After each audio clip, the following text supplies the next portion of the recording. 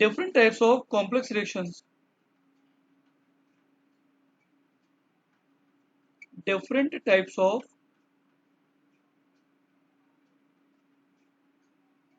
complex reactions. देखिए बच्चों, ये टॉपिक आपको हम यहाँ करा रहे हैं और यही सर टॉपिक बेटा आपको न्यूक्लियर केमिस्ट्री में भी काम आएगा और आपको फिजिक्स में जो न्यूक्लियर केमिस्ट्री पढ़ाई जाएगी उसमें भी सेम चीजें काम आएंगी। तो different types of first of all बेटा है parallel reaction, PARA, parallel reaction, या इसी का बड़ा दूसरा नाम होता है concurrent reaction.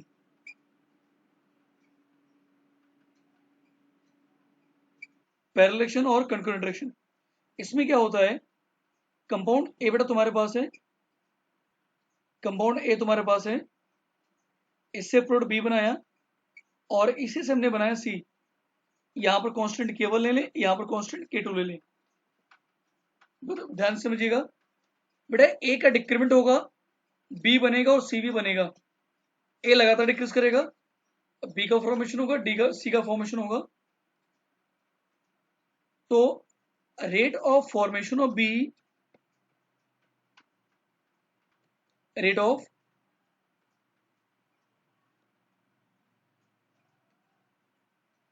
Formation of B बोले मतलब कि प्लस का dB/dt इज इक्वल टू बेटा क्या होगा, माइनस का dA/dt। इसको बेटा हम रेट R1 मान ले रहे हैं and that will be equal to होगा K1 इंटू ए से। मतलब K1 A से B बनेगा और K1 A से ही A कम हो रहा होगा for the formation of B। इस बात का ध्यान रखिएगा। अगर हम बात करें बेटा rate of formation of C, rate of formation of C होगा बेटा प्लस का dC/dt या फिर माइनस का dA/dt। तो यहां पर बेटा रेट हम R2 मान लें and that is equal to क्या हो जाएगा, K2 into concentration of A। ये इक्वेशन 1 है और ये वाली इक्वेशन है 2। ठीक है, तो इक्वेशन 1 और 2 को ऐड कर दो।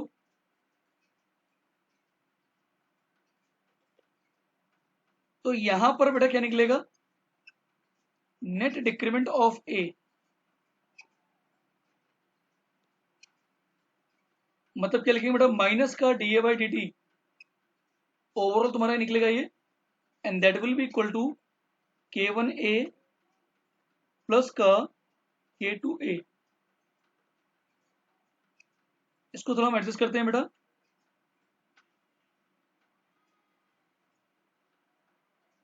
तो ये तुम्हारा आ गया माइनस का dA/dt, बेटा कंसेंट्रेशन ऑफ ए कॉमन आ गया, K1 plus K2 into concentration of A. अब बेटा इसको इंडिकेट कर लेंगे हम लोग और सीधे बेटा आंसर लिख रहे हैं। तो कंसेंट्रेशन ऑफ ए कितना आएगा बेटा, A0 e की power minus K1 plus K2 into T, या फिर बेटा क्या लिख सकते हो, K1 plus K2 is equal to 2.303 by T log of base 10 A0 upon A. ये तुम्हारी कंसेंट्रेशन आ जाएंगे। तो ये बेटा तुम्हारे rate of decrement of A के लिए आ गया, कंसेंट्रेशन ऑफ ए, और ऐसे भी सकते हैं क्योंकि दोनों के लिए हमने फर्स्ट ऑर्डर मान रखा है। अच्छा बच्चों, अगर मान लो यहाँ पर ऑर्डर 1 नहीं है ए और बी के लिए, अगर यहाँ पर ए और बी के लिए ऑर्डर 1 नहीं है, मान ले बी का फॉर्मेशन जो हो रहा है यहाँ पर 0 ऑर्डर है, यहाँ पर 2 ऑर्डर है, तो इंटीग्रेशन में आंसर बदल जाएगा। यहाँ पर 1 है, यहाँ पर 3 है, तो इंडिकेट के समय आंसर बदल जाएगा बस, फिर ये आंसर नहीं आएगा। ये आंसर कब आ रहा है, जब तुम्हारा ऑर्डर बेटा क्या है 1-1 दोनों में मान के चल रहे हैं बेटा। सर इन्हें ठीक है ऐड बच्चों, अगला बेटा होगा कंसंट्रेशन वर्सेस टाइम करो।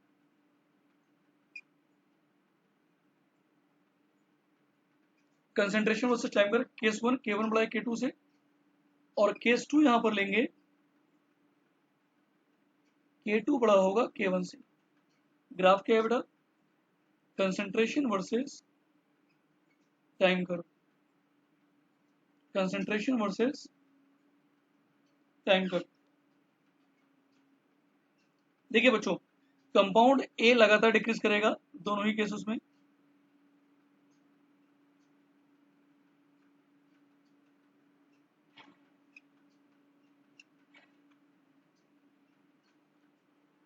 होगा।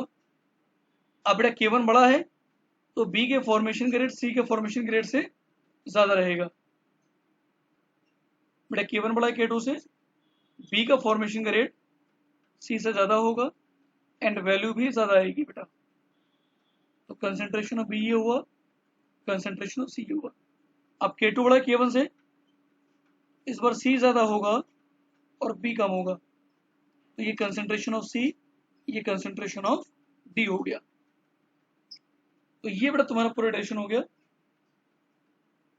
ये करो कंसेंट्रेशन ऑफ सी और यहां पर आएगा कंसेंट्रेशन ऑफ बी, सी ज्यादा है बी कम है। ये at any time T concentration of B upon concentration of C is equal to क्या होगा? K1 बाई K2 के बराबर। ठीक है, तो इसको भी नोट कर लीजिए वहीं पर। केस 2 का बेटा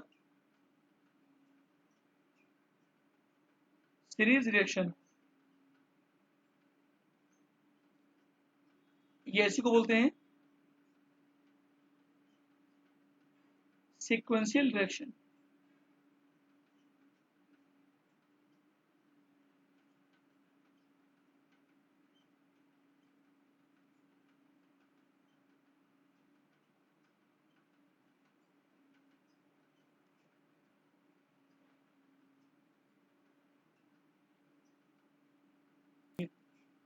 वरना फिर हो नहीं पाएगा ये।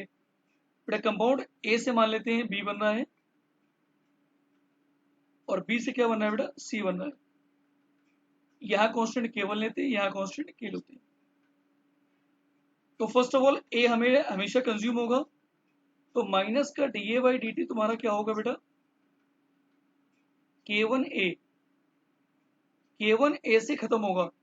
What about B? बेटा बी का फॉर्मेशन भी होगा और बी का कंजम्पशन भी होगा। बी बनेगा बेटा K1A से और खत्म कितने से होगा? K2B से। यहां पर हम ये मान के चल रहे हैं कि ऑर्डर ऑफ रिएक्शन बेटा तुम्हारी 1 है सबके लिए। अगला देखो बेटा सी के लिए, सी का फॉर्मेशन हमेशा होगा, तो किससे होगा बेटा? K2 इंटू बी से सी बनेगा हमेशा। तो ये तुम्हारी 3 रिएक्शंस हो गई। अब बेटा पहले वाली रिएक्शन सिंपल है, तो क्या लिखेंगे? Solve equation 1। तो ये बेटा तुम्हें दे देगा concentration of A is equal to A naught, constant बेटा K1 है, माइनस का K1 इंटू टी। तो ये पहला वाली इक्वेशन सॉल्व हो गई हमारी।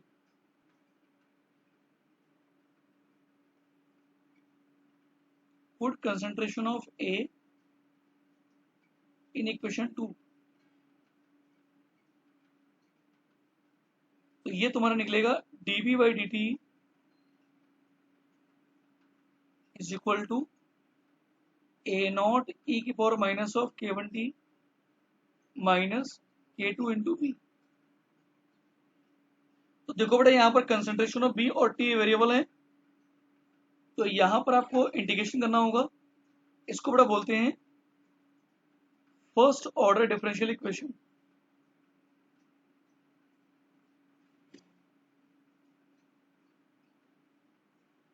Solve above equation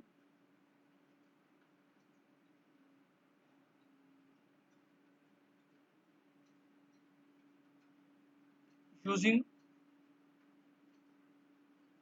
integrating factor, short form में आइए बोलेंगे। ये होता क्या है हमें कोई मतलब नहीं, इससे मतलब केमिस्ट्री वालों को आपको कहाँ देखना है? मैथ्स में देखना होगा।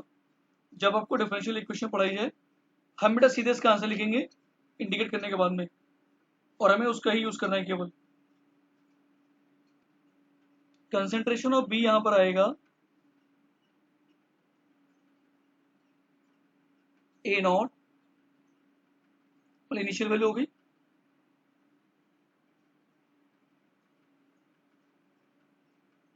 K1 upon K2 minus 1 e की power minus of K1t minus e की पावर माइनस ऑफ K2t। ये बड़ा सॉल्व होकर क्वेश्चन आएगी। तो कंसेंट्रेशन ऑफ सी तुम्हारा ये आएगा, कंसेंट्रेशन ऑफ बी को इक्वेशन नंबर 3 में रखोगे तो ये आंसर पूरा बनेगा। C is equal to A naught 1 minus 1 by K2 minus K1 into K2 into E की पावर माइनस K1t माइनस का K2 इंटू ई की power minus of K2 into T. Concentration versus time करो। देखिए बच्चों, ए से तुम्हारा B बना और बी से सी बना, यहाँ पे कांस्टेंट K1 है, यहाँ कांस्टेंट K2 है। ये आपको समझ में खुद से आ रहा होगा कि ए हमेशा कम होगा, बी हमेशा बनेगा, सी बनेगा और कम भी होगा, हाँ या ना? सी बनेगा और कम भी होगा। तो यहां पर दो केस बनते हैं बेटा, देखिएगा केस 1। तो अगर बेटा आप ए देखो, ए तो लगातार कम होने वाला है, थोड़ा सा गंदा बन गया है, ठीक करते हैं।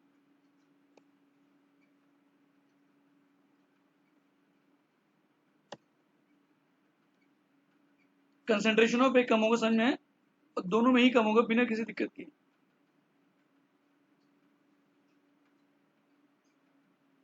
What about C? सी बनेगा बेटा, दोनों में बनेगा। इसको बना देते हैं, फॉर्मेशन कर देते हैं।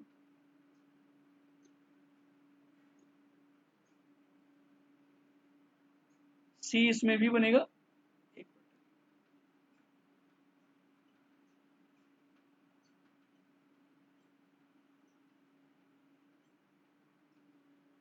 परेशान करेगा मैं बी। देखो पहली बेटा पॉसिबिलिटी क्या है, K1 बड़ा हो सकता है K2 से, और केस 2 में K2 बड़ा हो सकता है K1 से। बेटा जो देख बोलो, देखिएगा अगर बेटा K1 बड़ा है K2 से तो B बेटा ज्यादा बनेगा और B कंज्यूम कम हो रहा है, तो B ज्यादा बनेगा और कंज्यूम कम हो रहा है, तो ग्राफ ऊपर से जाता हुआ फिर ये नीचे काटता हुआ आगे बढ़ जाएगा। बेटा वो बात अलग है यहां से काटे कि आगे से काटे, वो हमें नहीं पता। हाँ ये पक्का है कि इनिशियली ग्राफ ऊपर होगा, हम ये बोल रहे हैं। जबकि K2 बड़ा है K1 से, K1 बना, K2 ने खत्म कर दिया उसको, तो ग्राफ बेटा नॉर्मली वो नीचे से जाएगा ग्राफ। अब ये इसको काटेगा नहीं काटेगा हमें उससे पता नहीं है, वो मैथ का काम है, और ग्राफ तुम्हारा यू जाएगा। ये बात समझ में आ रही नहीं आ रही आप लोगों को? चलिए अब यहां पर जिस पॉइंट पे मैक्सिमम हो रहा है बेटा जिस, तो यहां पर कंसेंट्रेशन ऑफ बी बेटा सबसे ज्यादा होगी, और टाइम भी यहां पर क्या मान रहे टी मैक्स लिख दे रहे हैं। टी मैक्स का मतलब क्या है, जब कंसेंट्रेशन बी तुम्हारी क्या होगी, मैक्सिमम हो जाएगी।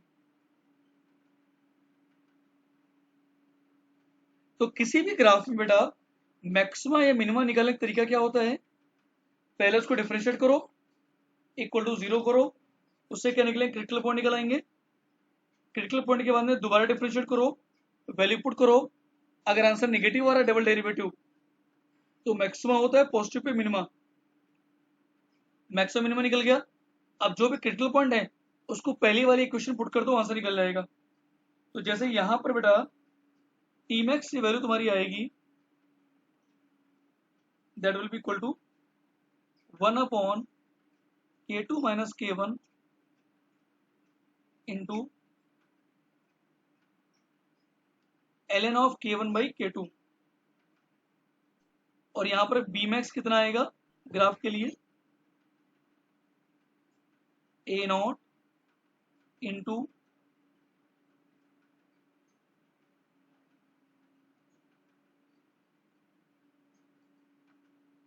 K2 बाई K1 की power K2 upon K1 minus K2 बेटा। ये आंसर आएगा इसका। ओवरऑल हमारा ग्राफ हो गए दोनों और आंसर निकल आए।